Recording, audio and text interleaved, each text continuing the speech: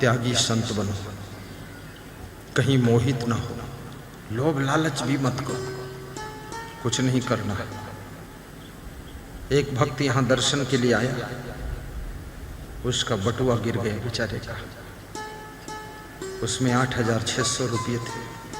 तेलवा गांव में सहरसा जिले में हमारे वो संत को मिला, खड़े हो हरीश दास, उसने लाकर हमको दिया, किसी का गिर गया। हमने अनाउंस किया, वो बुढ़ा बाबा आया, बोला मेरा है गुरुजी। तो हमने कहा ले लो। बोले गुरुजी मिल गया, बहुत बड़ी बात है, हम अभी 500 रुपये दान देकर गए थे। तो हमने कहा वो भी वापस कर दूं क्या? बोले नहीं, ये जो 8,600 मिले ये बढ़िया, 200 और दान दिया। हमने कहा दान मत दो, ले जाओ आप। 8,600 रुपये किसी के गिरे हुए मिल गए, उसको अगर रख लेगा कोई तो याद रखना उसके घर में दरिद्र आ जाएगा। किसी दूसरे का पैसा लालच करके रख लेना बहुत बड़ा पाप लग जाता है। ये पैसा काल है, महाकाल है, इसलिए याद रखना किसी का पैसा चुराना नहीं है, लेना नहीं है, मेहनत का लेना है। और किसी की मेहनत को भी मारना नहीं, उसको दे देना है। अभी अगले गांव से बात हुई, प्रमोद मंडल रामगढ़ वाले, जहां जाना है मुझको परसों। बोले गुरुदेव अभी इस मंडप का खर्चा 48,000 देना बाकी रहा है। ये मंडप का, माइक का, वीडियो का, ट्रकों का, डीजल का, 25 नौकरों का। तो हमने कहा आज ही भेज दो तुम।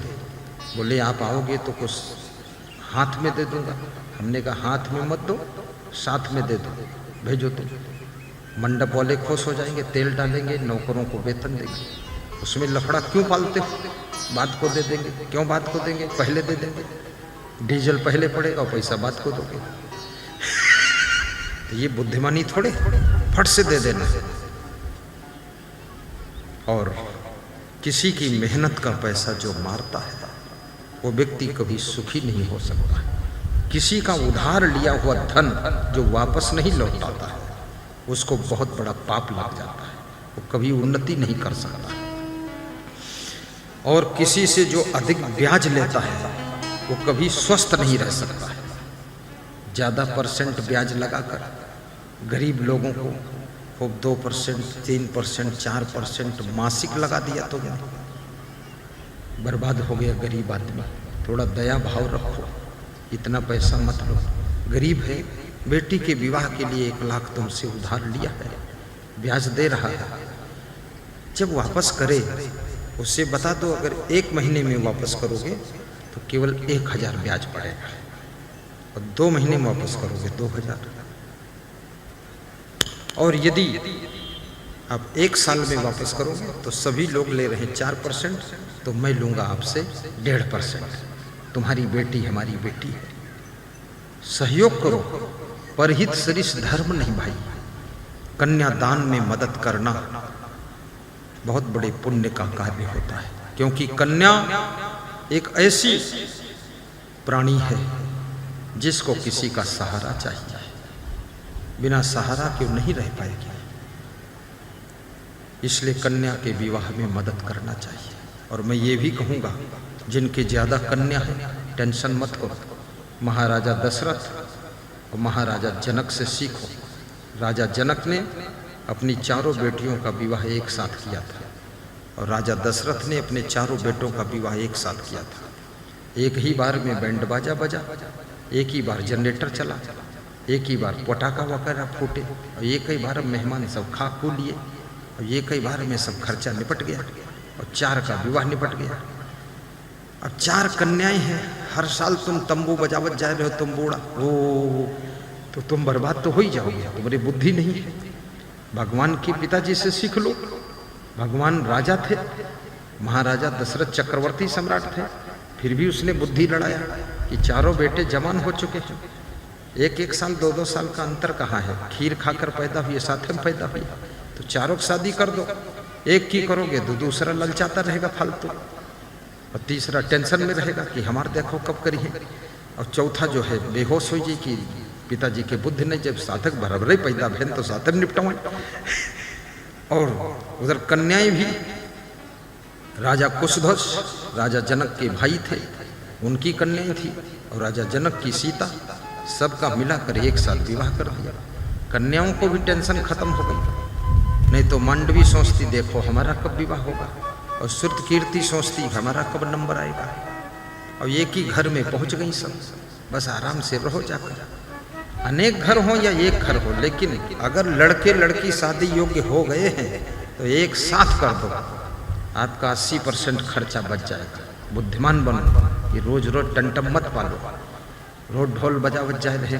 का हुआ, कहीं बड़ी लड़की की ब्याह है, अगले साल का हुआ, कहीं 2 नंबर वाली है, फिर तीसरे साल कहीं 3 नंबर। तुम्हारे नंबर ही खत्म हो गए, एक ही बार में सब नंबर खत्म। हाँ, होशियार बनना चाहिए। राम लक्ष्मण भरत शत्रुघ्न का विवाह एक साथ हुआ था, कम खर्च में फाइनल करें। तो गणित लगाते नहीं हो, मैं तो अर्थशास्त्र पढ़ा हूँ, पोस्ट ग्रेजुएट किया हूँ अर्थशास्त्र से, 16वीं क्लास। वहाँ सिखाया जाता है कैसे आदमी उन्नति करता है। तो ये सब गणित लगाकर काम करो। बीड़ी मत पियो, गांजा मत पियो। आप अगर 20 रुपये की भी बीड़ी पीते हो तो तुम्हारे घर में 2-3 लोग बीड़ी पी रहे हैं, 1 लोग दारू पी रहे हैं। 200 रुपये का नशा हो रहा है। कितने का नशा हो गया पता है आपको? 6,000 महीना, 12×6 72,000 साल, 10 साल में 7,20,000। 7,20,000 नशा छोड़ दो तो 5 साल में ही एक कार ला सकते हो। अगले 5 साल में 2 कमरा बना लो, लिख के लगा दो ये संगदेव की कृपा से कार आई है, उन्हीं कृपा से कमरा बना है। अब तुम्हारे पास न कार है न कमरा है, जो कुछ है तो गांजा है और चिलम और बम भोले लगा गोले और शिव जी की बूटी है, कभी नहीं ये छूटी है और बात हमारी झूठी है। यही सब बताते रहो। भांग खाते रहो। क्यों खाते हो भांग? भांग खाते हो तो दाल भात क्यों खाते हो? चलो भांग ही भांग खाओ जाए, भंगेड़ी नाथ। दारू पीते हो, उसके ऊपर पानी भी पीते हो, फिर चाय भी पीते हो, कॉफी पीते हो, शरबत पीते हो, रस पीते हो। दारू क्यों पीते हो? महिलाएं दारू नहीं पीती है, ये कौन कमजोर हो गई है? सभी महिलाएं भोगदंड है, सभी महिलाएं पहलवान है। कमजोर यही लोग ज्यादा दिख रहे हैं। इधर हमका सब डाउनिंग दिख रही है और इधर ज्यादा ताकत दिख रही है। हाँ, क्योंकि जब दारू पियोगे, दारू तुम पीते हो, दारू तुमको पीती है। तुम सोचते हो मैं दारू पी रहा हूं, ये गलत सोच रहे हो। दारू तुमको पी रही है, दारू तुम्हारा धन पी रही है, दारू तुम्हारी इज्जत पी रही है, दारू तुम्हारा सम्मान पी रही है, दारू तुम्हारे स्वास्थ्य को पी रही है, दारू तुम्हारे शरीर को पी रही है, और दारू तुम्हारी बुद्धि को पी रही है, दारू तुम्हारे टाइम को भी पी रही है, दारू तुमको बिल्कुल खोखला बना रही है। इसलिए बुद्धिमान व्यक्ति कभी शराब नहीं पीता है, जब पीता है शाम को 1 गिलास दूध पी करके फिर सो जाता है। क्यों पीते हो दारू? नशा में क्यों रहना चाहते हो? होश में क्यों नहीं रहना चाहते? कारण क्या है? तो कहते टेंशन बहुत है। टेंशन क्यों है?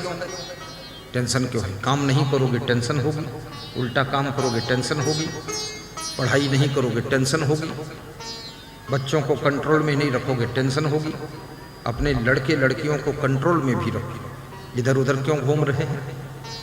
लड़कियों को समझाओ, दुपट्टा डालकर रहो, सही कपड़े पहनो।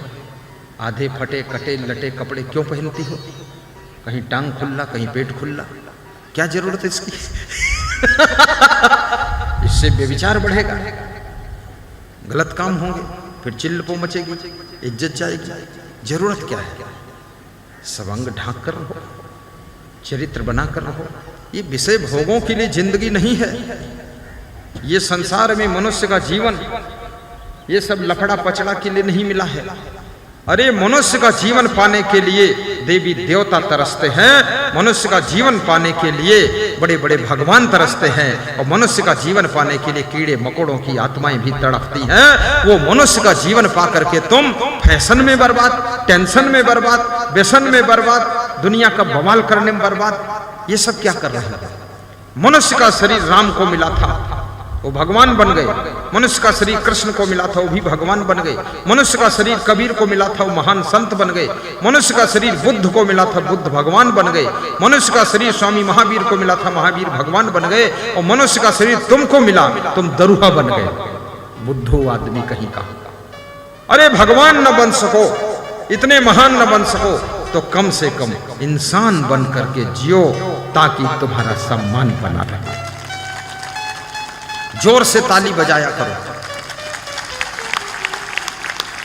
ताली बजाने में क्या हाथ में फफोले पड़े हैं? चुटपुट चुटपुट कोई काम ठीक ठाक नहीं करते हैं। ऐसे बजाओ, तुम भी बजाओ। मुखिया बजा, जिला परिषद सदस्य मोनी, मोनी ना, जोर से बजाया करो। बबीता बजाओ और बजा के दिखाओ।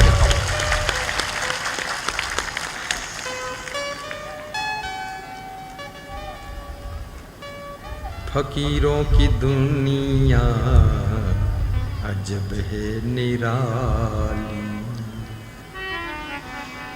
फकीरों की दुनिया अजब है निराली। ओहो, सदा उनके चेहरे पे रहती है लाली, सदा उनके चेहरे पे रहती है लाली। करेंगे नशा जो शीघ्र ही मरेंगे, करेंगे नशा जो शीघ्र ही मरेंगे।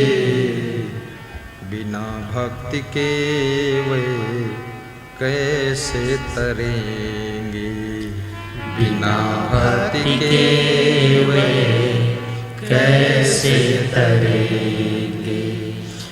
व्यसन के ही कारण, व्यसन के ही कारण रहे, क्या होगा? व्यसन के ही कारण रहे खाली थाली, फकीरों की दुनिया अजब है निराली। गाओ, दोहराओ।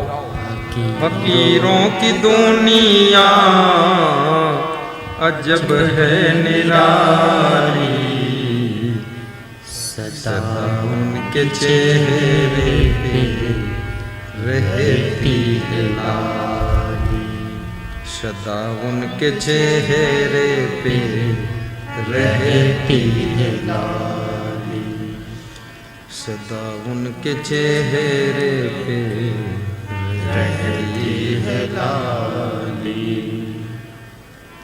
वह कर्म करो जिससे टेंशन ना हो, ऐसी जिंदगी जियो जिसमें व्यसन ना हो, वस्त्र ऐसे पहनो जिसमें फैशन ना हो, काम ऐसे करो जिससे माता पिता को दुख ना हो, माता पिता ऐसे बनो जिससे बच्चों का भविष्य और भाग्य बिगड़ने ना पाए, दादा दादी ऐसे बनो जिससे आपकी घर में आने वाली जनरेशन आपका गुणगान करे। आप दुनिया से मर जाओ, चले जाओ, लेकिन फिर भी लोग कहें कि मेरे दादाजी बहुत महान थे। आज हम कहते हैं दुनिया से हमारे छोटे गुरु गुरुमन देव जी चले गए, लेकिन हम कहते हैं कि वास्तव में बहुत महान थे, बहुत मेहनत किया।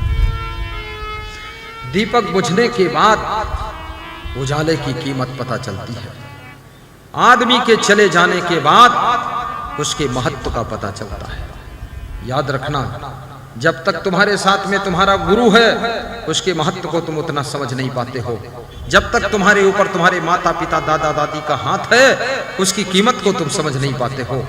जब तक किसी पति का हाथ पत्नी के ऊपर है वो समझ नहीं पाती है पति क्या होता है।